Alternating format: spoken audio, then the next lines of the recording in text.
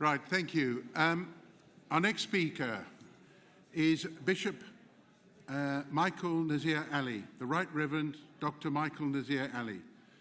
He was the Bishop of Rochester from 1994 to 2009. Born into a Christian family in Pakistan, his father having converted from Shia Islam, he was ordained in 1976 and by 1984 was the Bishop of Raywind, the youngest bishop of the Anglican Communion. He was then appointed Bishop of Rochester in 1994. He was the first Anglican bishop of England who was not born in Britain. When he became one of the Lord's spiritual in 1999, he was the first Asian religious leader to serve in the House of Lords. In 2009, he resigned to See of Rochester. Though only 59, he dedicated his mission to working with Christians facing persecution. He has enormous experience in working with other religious and cultural leaders to promote mutual understanding. He appointed the first female archdeacon in the Church of England, but is considered to be the evangelical and traditional wing of the church. Above all, you can be quite sure he is a Christian. One other point, he's also a dedicated cricket follower. Ladies and gentlemen, please give a big hand, conference hand, to Dr. and Bishop Nazir Michael Ali.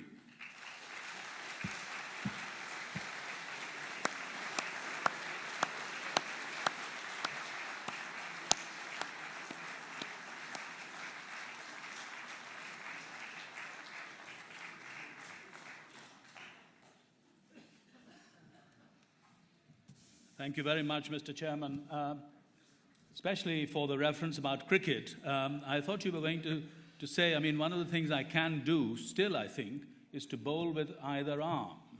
And that's got, well, I can show you. And that's got me into sides that I didn't deserve to get in, by the way. Well, I don't know about you, but I prefer the lion.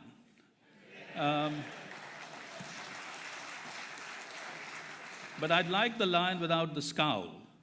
I think maybe the scowl can be removed. You remember what was said of Aslan in Narnia, when somebody said, "Is he safe?" And it was said, "He's not safe, but he's good." And I think that's what I want this lion to be.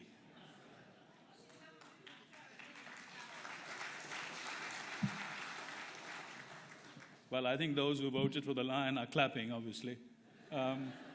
I don't know quite what the other thing means, but no doubt it means something.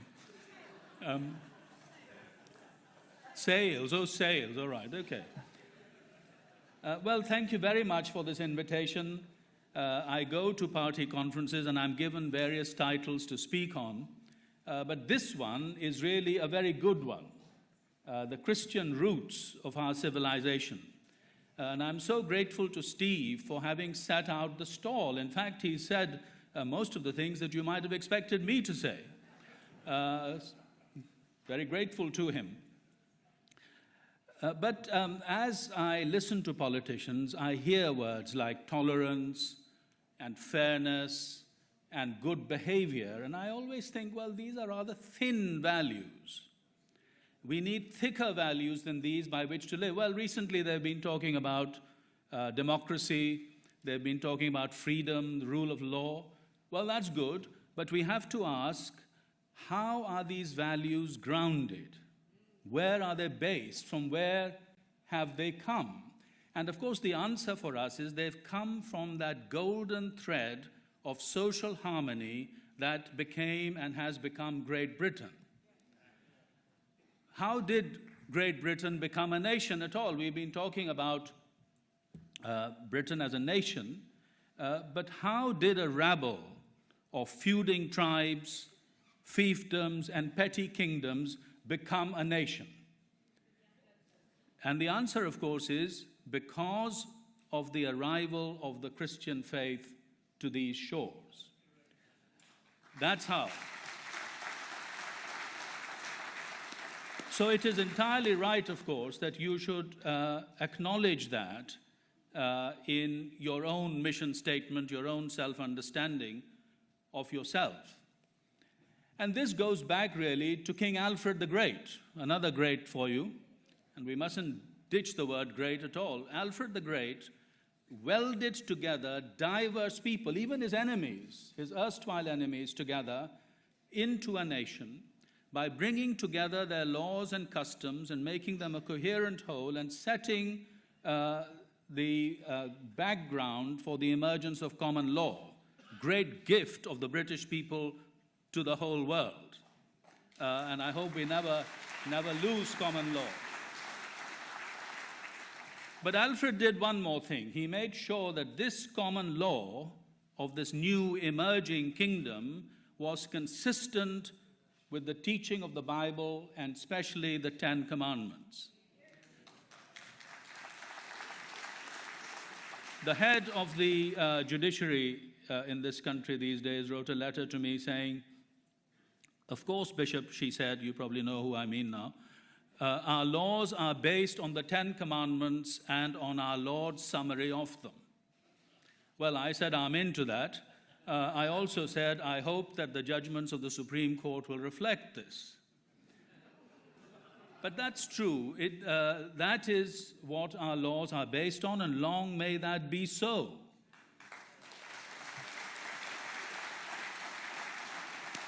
But then there is also the godly ruler who is accountable not only to the people, that's been said, but also that final accountability before God.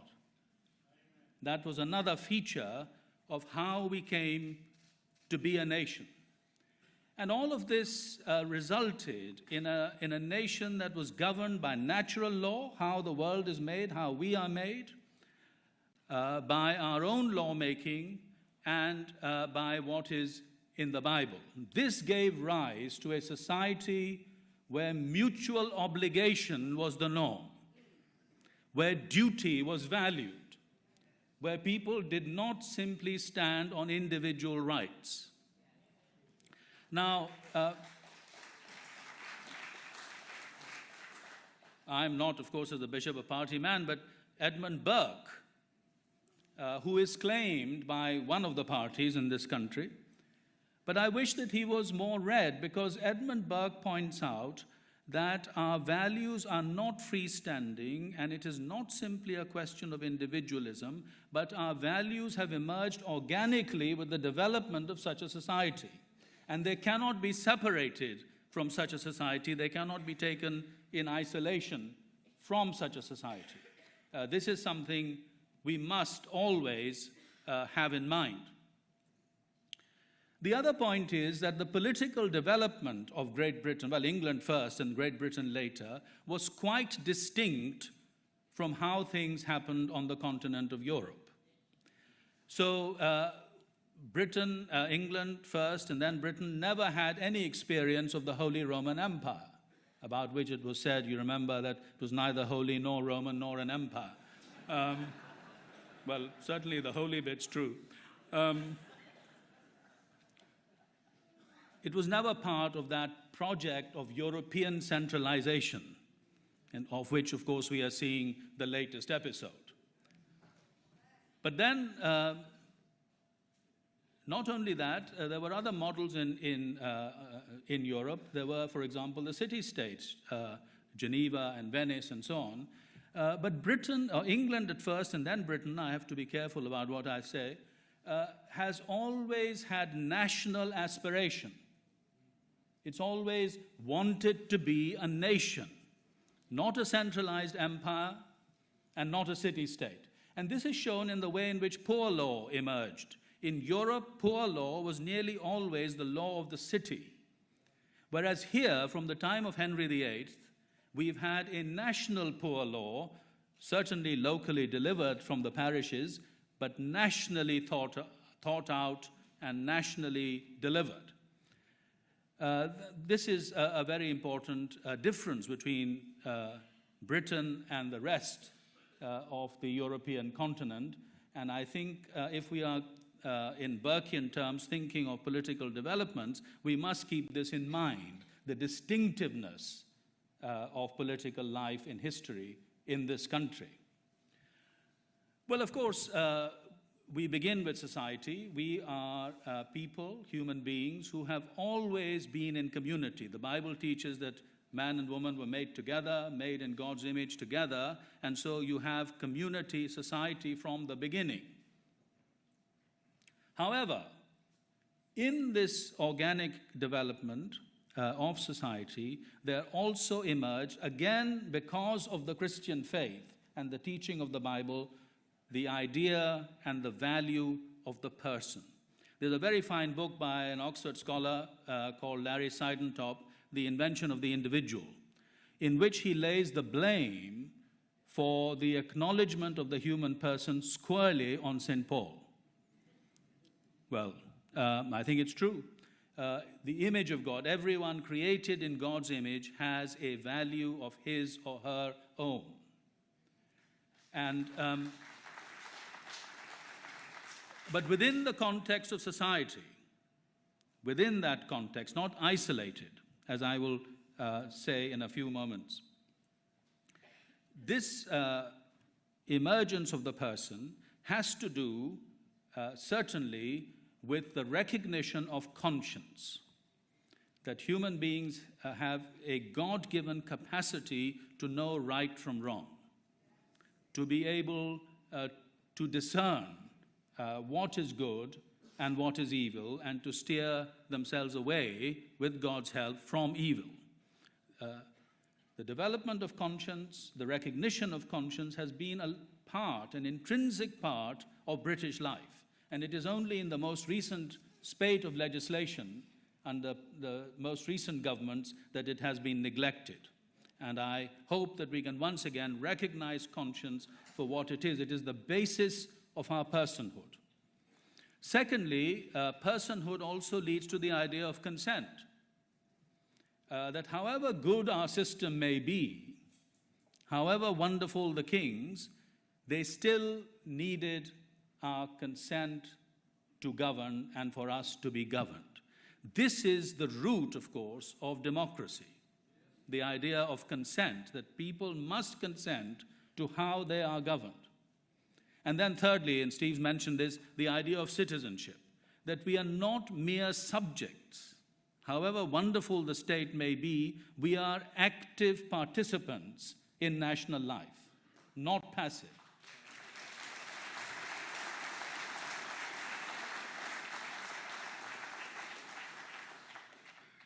Now, all of these things actually had a very interesting other life in the newly discovered Americas, because there were many people, both in North and South America, who were concerned to deny the humanity of the Aboriginal peoples of the Americas. They thought they were Indian. You know, Columbus thought he'd reached India, which is why they were called Indian. Well, of course, he was wrong, but there we are. We're stuck with it. But against them, again, it was the Dominicans at first, Bishop Las Casas of Mexico, who upheld the humanity of the Indian people in South America particularly. And it was this discourse that came to Europe, to the universities of Salamanca, for example, and it is from this that the language of natural rights arose. So John Locke, when he talks about natural rights, mirrors almost word for word what these Dominicans were teaching in the Americas and also in Europe. But this language of natural rights cannot be divorced from the organic understanding of society that I have just mentioned. So the question is, what happened?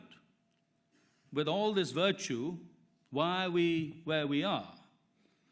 And there are two things that need quickly to be mentioned. One is the long drawn-out withdrawing roar of the sea of faith, the process of secularization of the European mind, which in this case includes the British mind.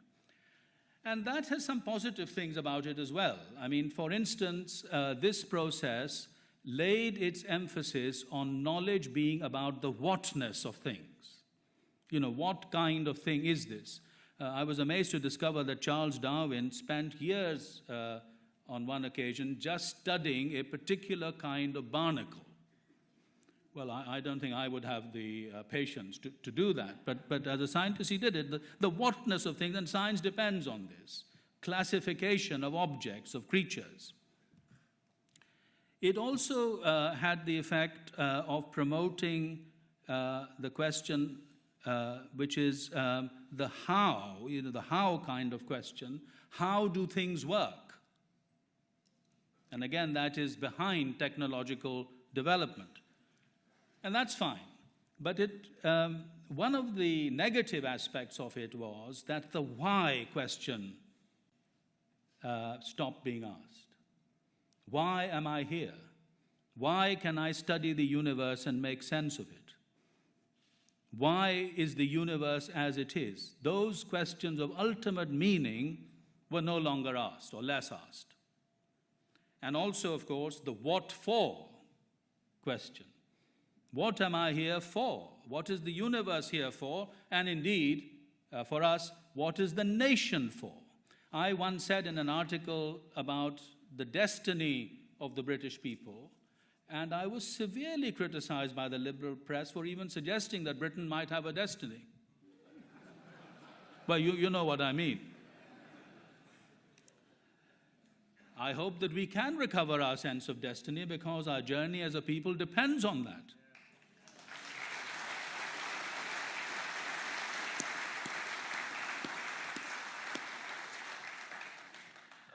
This also resulted in the secularization of time.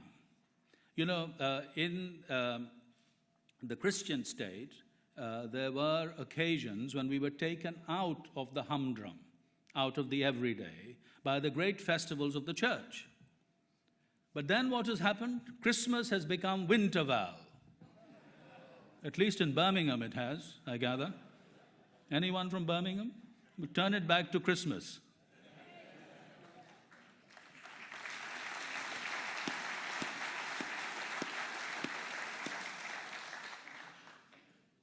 And holy days have become holidays.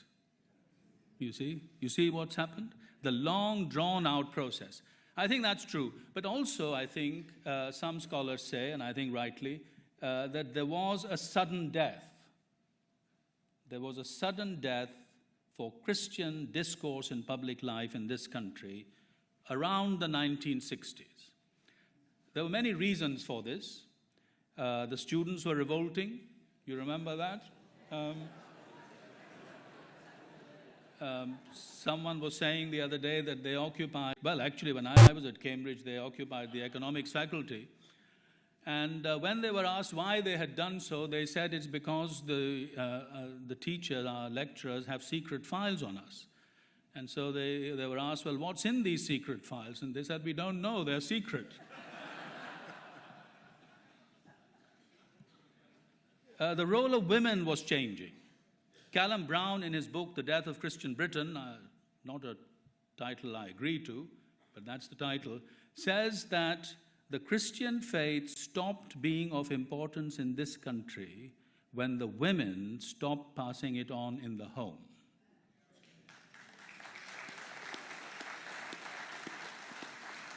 Because he said it was not the church, and it was not the school, it was the mothers who passed the faith on. But let's pray that will be so again.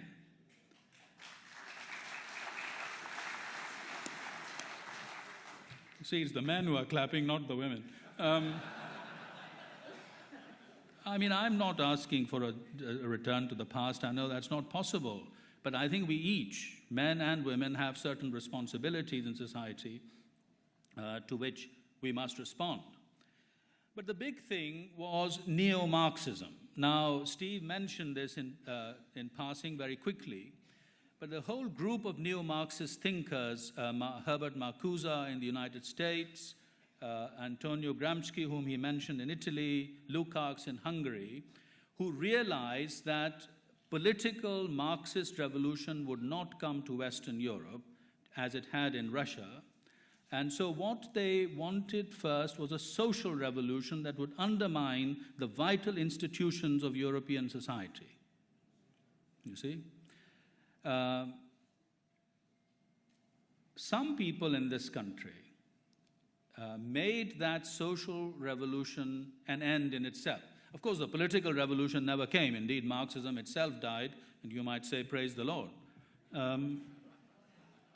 But the social revolution came with a vengeance. Its attack on the family, on the judiciary, on parliamentary democracy.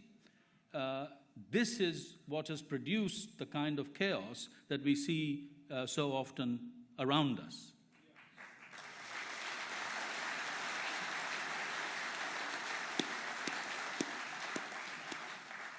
Why the family? Because the family is the foundation of society.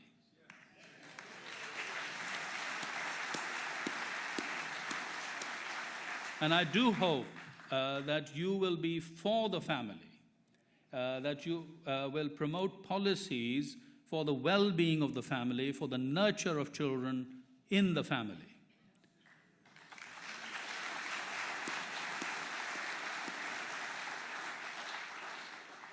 Now, the Christian consensus that we've been talking about in this country, which has resulted actually in the most amazing things that we now take for granted, whether it is legislation about the protection of workers, about the re-emergence of nursing as a noble profession, about universal education. You know, the church was first in universal education. The state came much later, and of course they're most welcome, but they were not there first. And I think they ought to be told that quite clearly.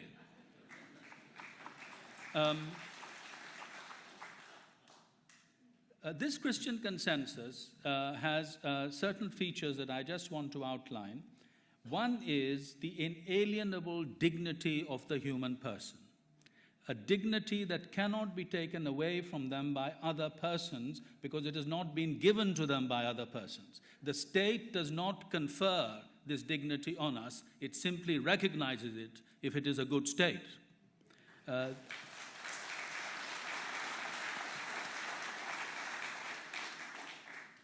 As the United Nations Declaration acknowledges, this is a dignity that belongs to us by our very nature, and the United States Declaration of Independence says it has been given to us by our Creator. You see, it's a transcendent value. It is not a value we invent for ourselves as a society or as a group of people. It cannot be accounted for in simply utilitarian terms. And it is because of this dignity that we acknowledge respect for the human person at every stage of life. No human being is without this value, a value that has not derived from us, but comes from elsewhere, and we receive it.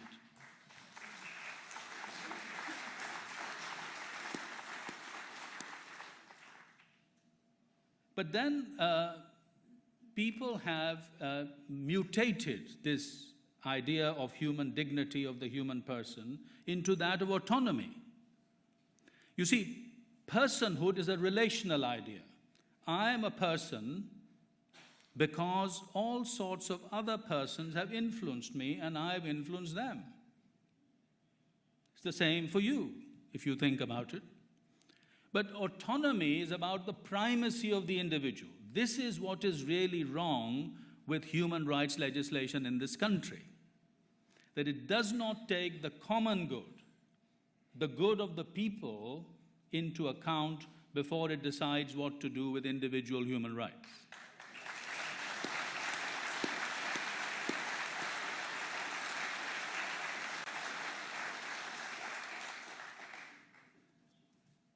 So, dignity of persons, yes. Autonomy in this radical sense of unrelated individuals all struggling against one another, no. And if there is going to be a revision of human rights legislation, then that has to be kept in mind, the common good of the people.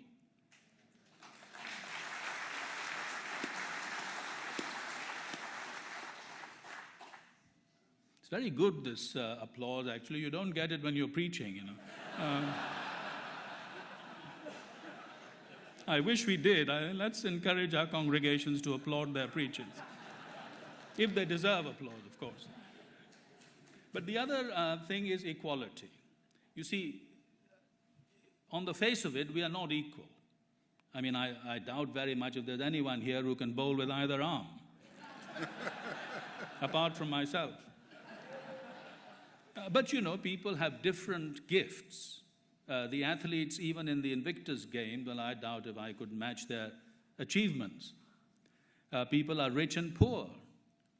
They're differently endowed, physically, mentally, spiritually even. So where do we get this idea that we are all equal? And again, it is because of the Bible's teaching of common origin, the common origin of all human beings. Charles Darwin, after the publication of the Origin of the Species, was very worried that his work would be misused to promote racism.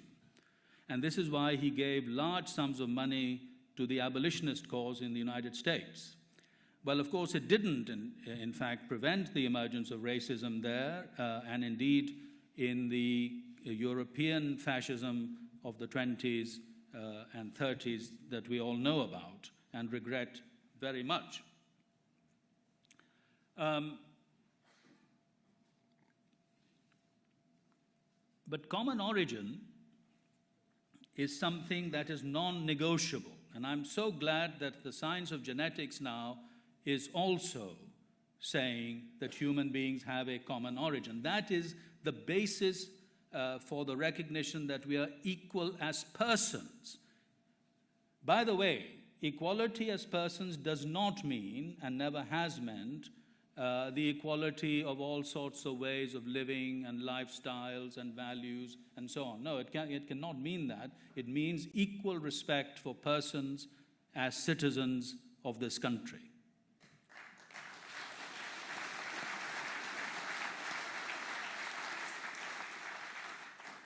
Thirdly, liberty. You've been described as a party of liberty. I think I prefer the word liberty to libertarian, but let's not debate that. The Bible starts with the liberation of an enslaved people, you see, and that theme of liberation runs throughout the Bible. Jesus did not coerce anyone to accept his teachings. They were free to accept or to reject. The church in the first 400 years of its life was a persecuted minority, as many Christians are today. Well, you heard something about my work, didn't you? This is quite different from how some other religions began. But, you know, that's not my task today to explain that, maybe one day. At the time of the Reformation, this is the 500th anniversary of Martin Luther nailing those theses to the door of the castle in Wittenberg. I'll be there soon, in a few weeks, to celebrate it. But the reformers wanted the people, ordinary people, to have the liberty to read the Bible for themselves and not have it read for them by other people, you see. So liberty is deep in our veins. Of course, liberty can become simply libertinism, promiscuity, the irresponsible exercise of freedom, because freedom always goes with responsibility.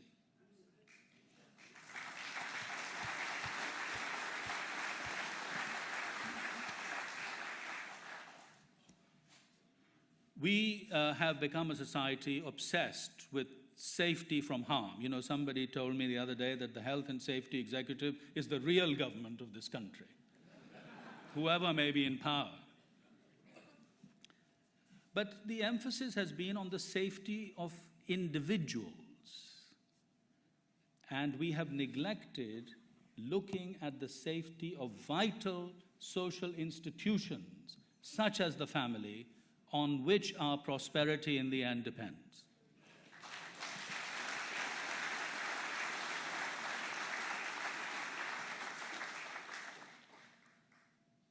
It is a shame that Christian discourse was losing its influence just as Britain began to become more diverse.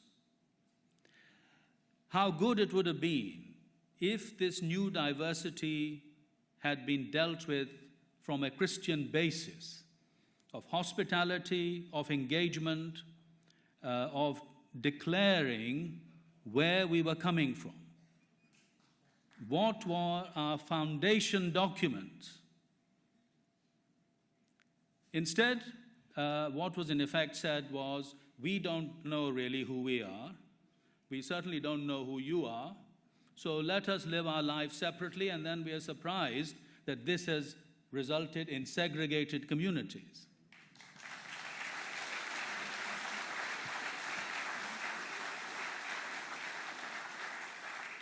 It is quite possible to have an integrated society in which people value their own heritage. I mean, that the Jewish people do that.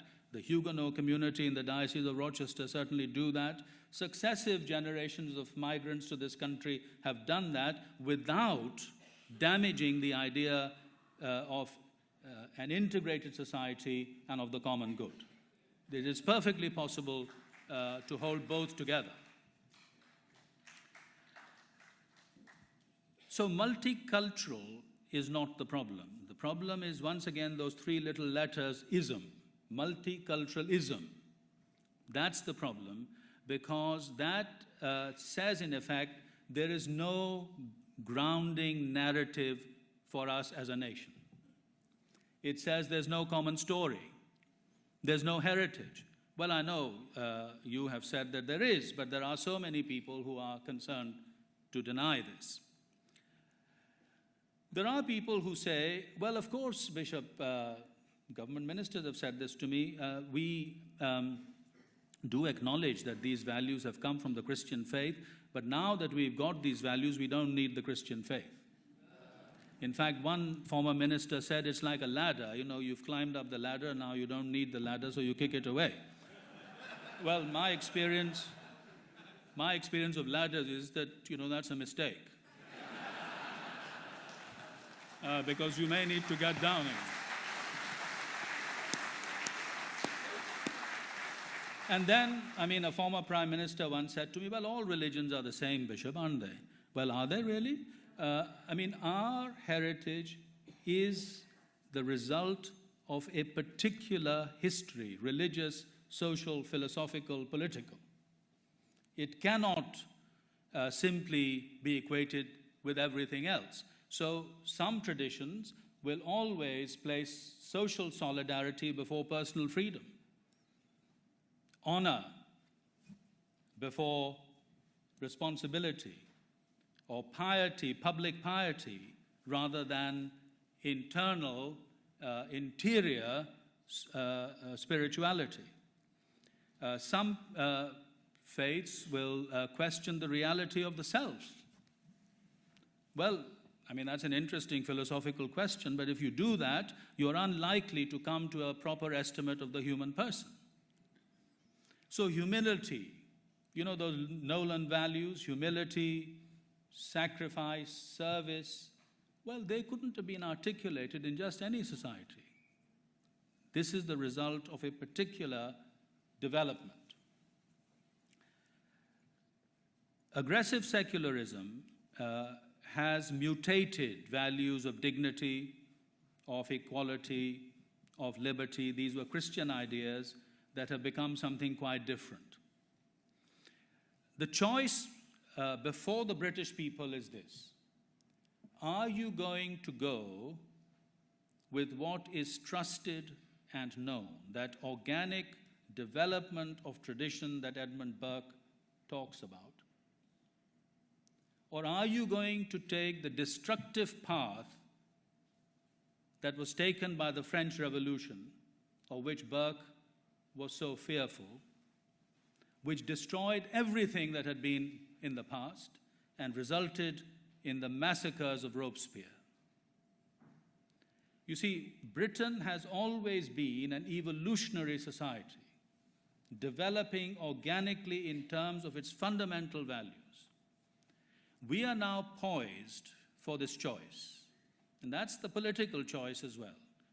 Are we going the way of Edmund Burke, or will we go the way of Hobbes and of Rousseau?